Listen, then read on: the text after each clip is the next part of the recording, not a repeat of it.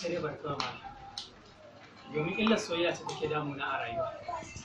Na shiga soyayya wacce ban san menene makamata ba.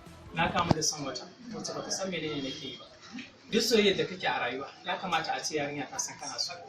Faru kai abokina ne wanda ba zan iya koyi masu ba. Tabbas ina son ya mace wacce a rayuwa na kamu da soyayya amma ta kasa ganewa Faru.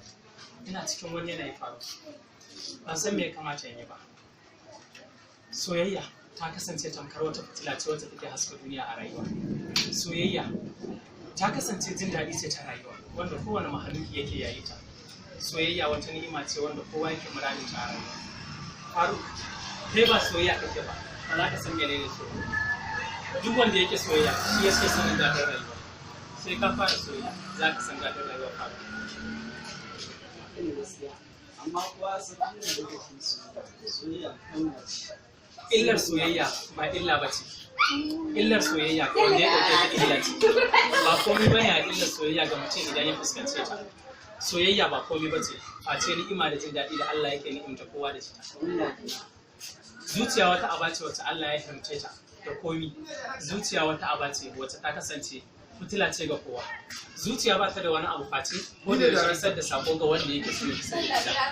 Soyayya wata haske ce wacce ta kasance kowa yana muradin ta a rayuwa. Zuciya ita kuma wata aba ce wacce Allah ya sa ta a cikin zuciyar ɗan adam.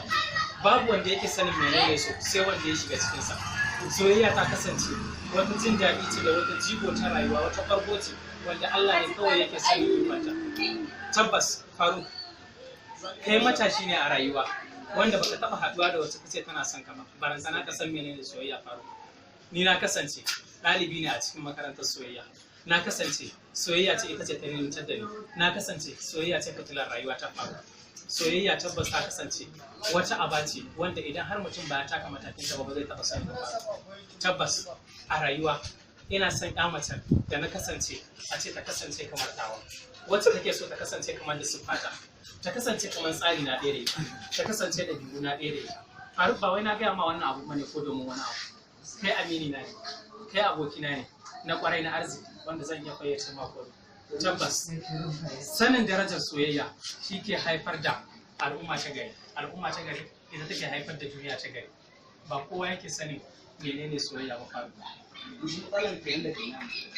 Matsalar daga zuciya zuwa zuciya ce domin isar da sakon da bata da leta ko kuma rubutunta sai dai kawai jinta a cikin zuciyar da ta dace. Babu wanda yake iya tura sako ga zuciya a lokacin da kake muradinta sai dai kawai ka ji ta. Ina iya isar da sako ga zuciyar masoyiyata ba tare da ta buɗe leta ko kuma sako sai dai jinta kawai a cikin zuciya. Bugun numfashi na bugun zuciyata yana tattare da ni'imar rayuwar ta ne gaba. Amma ta kasa kai.